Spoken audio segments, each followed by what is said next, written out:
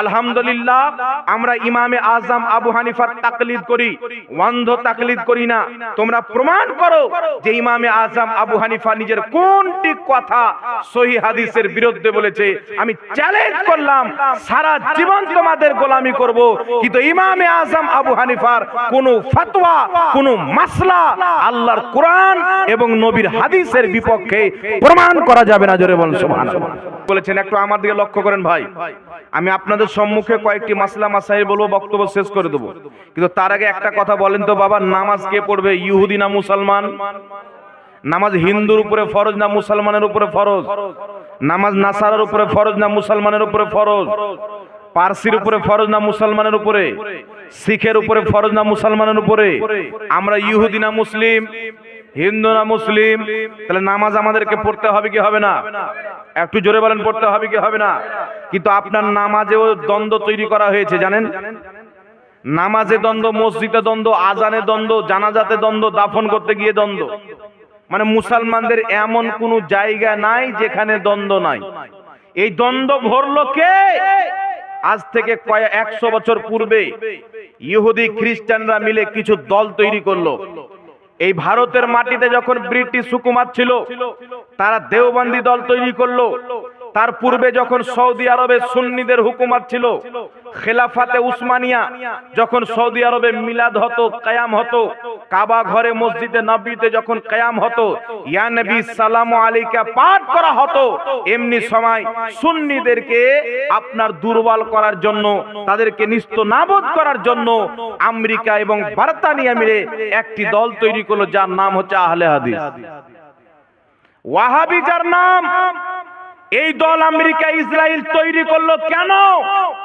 মুসলমানের মধ্যে দ্বন্দ্ব তৈরি করতে হবে, তাদেরকে লড়াইতে হবে। সর্বপ্রথম তারা দল তৈরি করলো সুন্নি আর শিয়া। কি দল তৈরি করলো? সুন্নি আর শিয়া তৈরি করলো। তারপরে সুন্নিদেরকে কাটতে আরম্ভ করলো, ওয়াহাবি মতবাদ তৈরি করলো, দেওবন্দি মতবাদ তৈরি করলো। ওয়াহাবি শব্দটা যখন আমাদের ভারতের মাটিতে মানুষ একটা গালি মনে করতে লাগলো যে ওয়াহাবি মানেই খারাপ, তখন তারা পাঞ্জাবের গভর্নর ইংরেজ হুকুমতের কাছে পা ধরে নাম চেঞ্জ করিয়ে আহলে হাদিস নামটা নিয়ে আসে। এই আহলে হাদিস নাম নবীর দেওয়া নাই, এই আহলে হাদিস নাম হাদিসের দেওয়া নয়, এই আহলে হাদিস নাম পাঞ্জাবের একটা ব্রিটিশ মহিলা গভর্নর দিয়েছিল। কিন্তু আমাদের নাম যে সুন্নি, আমাদের নাম যে আহলে সুন্নাত ওয়াল জামাত, আমাদের এই নাম পৃথিবীর কোন রাজা মহারাজা না, স্বয়ং মুহাম্মদ রাসূলুল্লাহ দিয়েছেন। বল সুবহানাল্লাহ। স্বয়ং নবী বলেছেন যে দলটি জান্নাতি হবে, তার নাম হবে আহলে সুন্নাত ওয়াল জামাত, যাকে সুন্নি মুসলমান বলা হয়। সুতরাং যার নামই ইহুদিদের দেওয়া, তাহলে ওই ব্যক্তি কোনোদিন সঠিক হতে পারে? একটু জোরে বলতে হবে। এখন মানুষ মনে করে কি, এই হাদিসটাকে জাল বলে দিল, আমরা কায়াম করছি, কায়াম করা হাদিসটাকে জয়ীব বলে দিল, আমরা নবীকে নূর মানছি, নূর মানার হাদিসকে জয়ীব বলে দিল। তো তারা তো মানুষকে গুমরাহ করার জন্য, পথভ্রষ্ট করার জন্য ফর্মুলা তৈরি করেছে। কি ফর্মুলা তৈরি করেছে? যে আহলে সুন্নাত ওয়াল জামাতের পক্ষে যত হাদিস আছে, যতই সহিহ হোক না কেন, যদি হিমালয় পাহাড়ের চাইতে বেশি শক্তি হয়, জয়ীব বলে দাও, জাল বলে দাও। আর আমাদের পক্ষের হাদিস যদি আজকের টাটকা বানানো হয়, মানুষের তৈরি করা হয়, সহিহ বলে দাও। এই ফর্মুলা নিয়ে তারা ময়দানে নেমেছে। বড় বড় ঘুমটা মাথায় নিয়ে, বড় বড় ল্যাপটপ নিয়ে, আর মাদ্রাসায় ফারিগ হয়ে সার্টিফিকেট পরে নাই, ক্যামেরা আগে কিনে। সার্টিফিকেট পরে নাই, ক্যামেরাটা আগে কিনে। কারণ এই ক্যামেরাতে বক্তব্য দিয়ে ইউটিউবে ছাড়বে, ফেসবুকে ছাড়বে, আপনাকে গোমরা করবে। আর ঘুমটা কোনোদিন বাদ দিবে না। একটি কথা মনে রাখবেন, যেইভাবে নামধারী আহলে হাদিসরা মাথার উপরে ঘুমটা পড়ে, এইভাবে এই ঘুমটাকে পড়ে লেবাস বানিয়ে নেওয়া, অভ্যেস বানিয়ে নেওয়া হচ্ছে বিদআত। কারণ আমার নবী লেবাসের নিয়ম দিয়েছেন, দিয়েছে কি দেননি? স্বামী স্ত্রী কিভাবে থাকবে আমার নবী শিখিয়ে দিয়েছেন। ছেলের পরওয়ারিশ কিভাবে করবেন আমার নবী শিক্ষা দিয়েছেন। পিতামাতার কিভাবে সম্মান করতে হবে আমার নবী শিক্ষা দিয়েছেন। কোন পোশাক পরতে হবে আমার নবী শিক্ষা দিয়েছেন। ব্যবসা কিভাবে করবেন নবী শিক্ষা দিয়েছেন। নামাজ কিভাবে পড়বেন রাসূল শিক্ষা দিয়েছেন। রোজা কিভাবে রাখবেন রাসূল শিক্ষা দিয়েছেন। পৃথিবীর সমস্ত শিক্ষা মুহাম্মদ রাসূলুল্লাহ দিয়েছেন। বল সুবহানাল্লাহ। দিয়েছে কি দেননি বাবা? কোন জিনিস আমার নবী বাকি রেখেছেন? তাহলে রাসূল করিম সাল্লাল্লাহু আলাইহি সাল্লামের হাদিস যখন পড়ি, বুখারী শরীফ, মুসলিম শরীফ, ইবনে মাজাহ শরীফ, আবু দাউদ শরীফ, তিরমিজি শরীফ, নাসাই শরীফ, এই হাদিসের কিতাবের মধ্যে পাই দয়ার নবী মায়ের নবী সাল্লাল্লাহু আলাইহি সাল্লাম টুপি পরিধান করতেন এবং পাগড়ি পরিধান করতেন। টুপি পরা, পাগড়ি পরা হচ্ছে নবীর সুন্নাত এবং ইসলামিক লেবাস। সুতরাং কোন ব্যক্তি যদি কোন ঘুমটা পরে অভ্যাস বানিয়ে নেয়, এই ঘুমটা পড়াটা হচ্ছে বিদআত। আজকে এই ঘুমটাকে পোশাক বানিয়ে নেওয়া হয়েছে কি হয়নি বাবা? একটু জোরে বলতে হবে। এই ঘুমটাকে পোশাক বানিয়ে নেওয়া হয়েছে। রাসূলুল্লাহর পাগড়িকে ঢেকে দিয়ে মহিলাদের মতন এইভাবে ঘুমটা পড়ছে। তো সব সময় এইভাবে ঘুমটা দিয়ে থাকা, এটা তো মহিলাদের চরিত্র, এটা তো মেয়েদের অভ্যাস। তো মেয়েদের অভ্যাস ছেলেদের মধ্যে কেন আসবে? হ্যাঁ, আপনি ব্যতিক্রম এক টাইম দিয়ে দিলেন, এভাবে ঘুরিয়ে দিলেন, আলাদা ব্যাপার।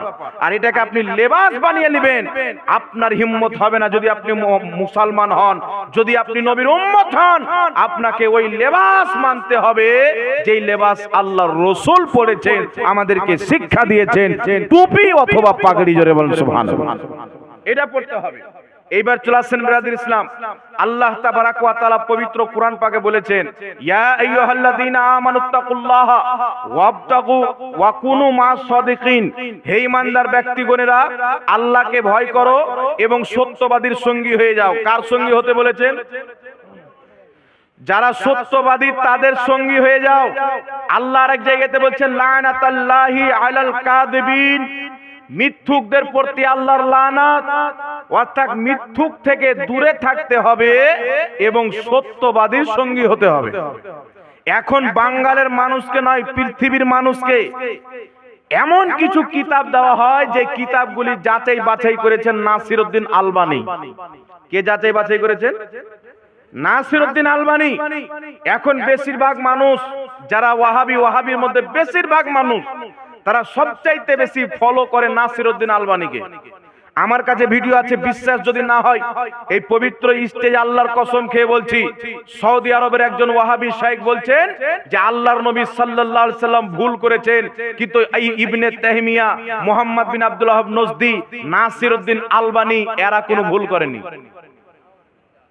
এরা কোনো ভুল করেনি। আমার মোবাইলের মধ্যে ভিডিও রয়েছে, বাংলাদেশের মৌলভী মুজাফফর বিন মহসিন, তার নাম, আমি তাকে শয়তান মনে করি, বলছে আল্লাহর নবী সাল্লাল্লাহু আলাইহি সাল্লামের কোনো ডিগ্রি ছিল না, সেহেতু আল্লাহর নবীর ভুল হতে পারে। আমাদের ডিগ্রি আছে, কে মৌলভী, কে মুফতি, কে মুহাদ্দিস, কে মুদাক্কিক, কেউ ফকিহ। তো আল্লাহর নবীর ডিগ্রি ছিল না, তাই আল্লাহর নবীর ভুল হয়েছে। আমাদের ডিগ্রি আছে, আমাদের ভুল হতে পারে না। এর ঈমান আছে, এর বউ তালাক হয়েছে কি হয়নি? তো আহলে হাদিসদের মধ্যে যারু সন্তান তো বেশি, তার ওর বক্তব্য শোনা যাবে? জি। নবীর ব্যাপারে যেই ব্যক্তি এরকম কথা বলবে, ওর ঈমান তো থাকবে না, ওর বউ থাকবে না। আল্লাহর নবীর কোনো ডিগ্রি ছিল না, তাই ভুল হয়েছে। আর আমাদের ডিগ্রি আছে, আমাদের ভুল হবে না। এর চাইতে মূর্খ, এর চাইতে জাহিল, এর চাইতে বড় আবু জেহেল পৃথিবীতে কে হতে পারে? এই কথা তো আবু জেহেল পর্যন্ত বলেনি। কিন্তু আল্লাহ তাবারাক ওয়া তাআলার সৃষ্টিতে মুফতি হোক, মুহাদ্দিস হোক, ফকিহ হোক, আপনার হাদিস বিশারদ হোক, এই সমস্ত ডিগ্রি আসলো কোথায় থেকে? বুখারী শরীফ কিতাবুল ঈমানের মধ্যে হাদিস, রাসূল পাক বলছেন, ইন্নাল্লাহা ইউতি ওয়া ইন্নামা আনা কাসিম। নিশ্চয় আল্লাহ দেনে ওয়ালা, আমি নবী মুস্তাফা বাঁটনে ওয়ালা। বলেন সুবহানাল্লাহ। কেউ মুহাদ্দিস হবে, নবীর পাওয়া জ্ঞানে হবে। কেউ মুফতি হবে, নবীর পাওয়া জ্ঞানে হবে। আর একটি কথা জানতে হবে, পৃথিবীর বিজ্ঞান হোক, সায়েন্স হোক, আপনার পৃথিবীর ফকিহ হোক, মুহাদ্দিস হোক, কোরআন জাননেওয়ালা হোক, সারা পৃথিবীর ডিগ্রির উপরে একটা ডিগ্রি ভারী, ওটা হচ্ছে নবুয়ত। আল্লাহর সম্মানের পর আল্লাহর সৃষ্টিতে সর্বশ্রেষ্ঠ ডিগ্রি এবং সম্মান হলো নবুয়ত এবং রিসালাত। জোরে বলতে হবে সুবহানাল্লাহ। আর এই গাধা বলছে নবীর কোনো ডিগ্রি ছিল না, ভুল হয়েছে। তাহলে এদের উপরে বিশ্বাস করা যাবে বাবা? যারা নবীকে ভুল বলতে পারে, সহিহ হাদিসকে জাল বলতে পারে কি পারে না? আমি আপনাদের সম্মুখে কয়েকটি উদাহরণ দিচ্ছি। আহলে হাদিসরা যার তাহকিককে মানে অন্ধ তাকলিদ করে, নাসিরউদ্দিন আলবানীর, আলহামদুলিল্লাহ আমরা ইমামে আজম আবু হানিফার তাকলিদ করি, অন্ধ তাকলিদ করি না। তোমরা প্রমাণ করো যে ইমামে আজম আবু হানিফা নিজের কোনটি কথা সহিহ হাদিসের বিরুদ্ধে বলেছে। আমি চ্যালেঞ্জ করলাম, সারা জীবন তোমাদের গোলামি করব, কিন্তু ইমামে আজম আবু হানিফার কোন ফতোয়া, কোন মাসলা আল্লাহর কোরআন এবং নবীর হাদিসের বিপক্ষে প্রমাণ করা যাবে না। জোরে বলুন সুবহানাল্লাহ। কিন্তু তোমরা বলো তোমাদের কত দেখাবো? শত শত তোমাদের মাসলা আছে যেইগুলো তোমাদের ব্যক্তিগত বানানো মাসলা, নবীর বিপক্ষে, সাহাবার বিপক্ষের ফতোয়া। আমি আপনাদেরকে কয়েকটা উদাহরণ দিচ্ছি। নাসিরউদ্দিন আলবানী ইবনে মাজাহ শরীফের মধ্যে একটি হাদিস আছেন, রাসূল করিম সাল্লাল্লাহু আলাইহি ওয়াসাল্লাম বলেন যে কিয়ামতের ময়দানে 3 শ্রেণীর ব্যক্তি শাফাআত করবে। কত শ্রেণীর ব্যক্তি? 3 শ্রেণীর ব্যক্তি শাফাআত করবে। রাসূল পাক বলছেন প্রথম নবীগণ শাফাআত করবেন, তারপরে আলিমগণ শাফাআত করবেন, তারপরে শহীদগণ শাফাআত করবেন। এই 3 শ্রেণীর ব্যক্তি মানুষের কিয়ামতের ময়দানে গুনাহগারদের শাফাআত করে জান্নাতে নিয়ে যাবে। ইমাম জালালউদ্দিন সহ একাধিক ইমাম বলেছেন হাদিসের সনদ হচ্ছে হাসান। কি সনদ? হাদিসের মান হচ্ছে হাসান, হাদিসটি হাসান পর্যায়ের। কিন্তু নাসিরউদ্দিন আলবানী, ইমাম জালালউদ্দিন সিয়ুতি বলছেন হাসান, তিনার সাথে একাধিক ইমাম বলছেন হাদিসটি হাসান। নাসিরউদ্দিন আলবানী সে ডাইরেক্ট লিখছে হাদিসটি জাল। তাহলে একটা হাসান পর্যায়ের হাদিস, যে হাদিসের ব্যাপারে ইমাম আহমদ বিন হাম্বল সহ হাজারো ইমাম বলেছেন যে হাসান হাদিস হলো ইসলামের দলিল।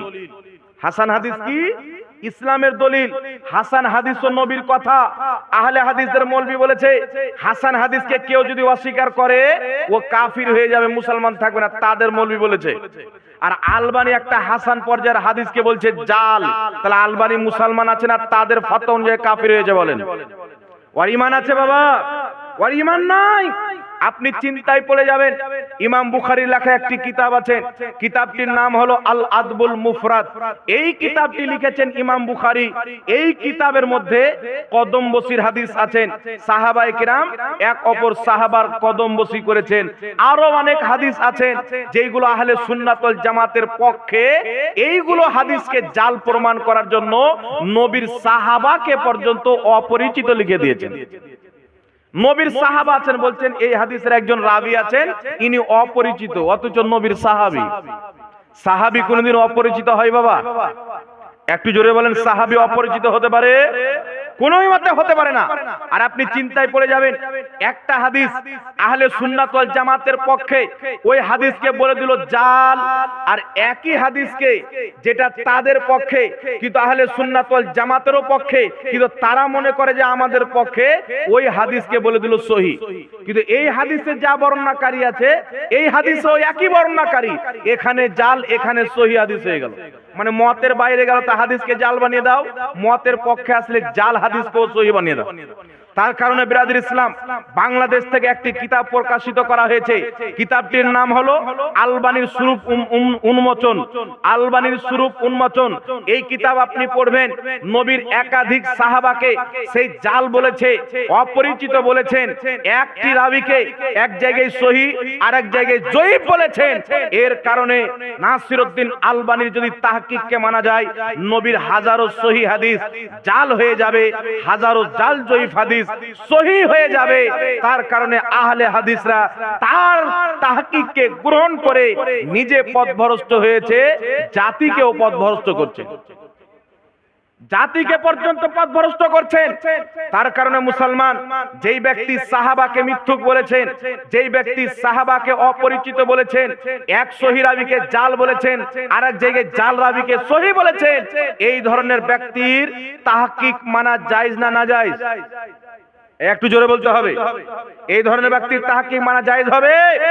কোনোই মতে জায়েজ হবে না। যার মধ্যে সাহাবীর আদব নাই, মুহাদ্দিসের আদব নাই, ওই ব্যক্তির তাহকিক মানা ইসলামী শরীয়তে হারাম রয়েছেন। তার কারণে নাসিরউদ্দিন আলবানীর তাহকিক করা কোনো কিতাব যদি কেউ আপনাকে দেয়, ওই কিতাব নেবেন না। কারণ আলবানীর তাহকিক করা কিতাব ইসলাম অনুযায়ী, হাদিস বিশারদদের নীতিমালা অনুযায়ী আলবানীর তাহকিক করা কিতাব পড়া মুসলমানদের জন্য হারাম আছে। জোরে বলুন সুবহানাল্লাহ। এটা আপনাকে বুঝতে হবে।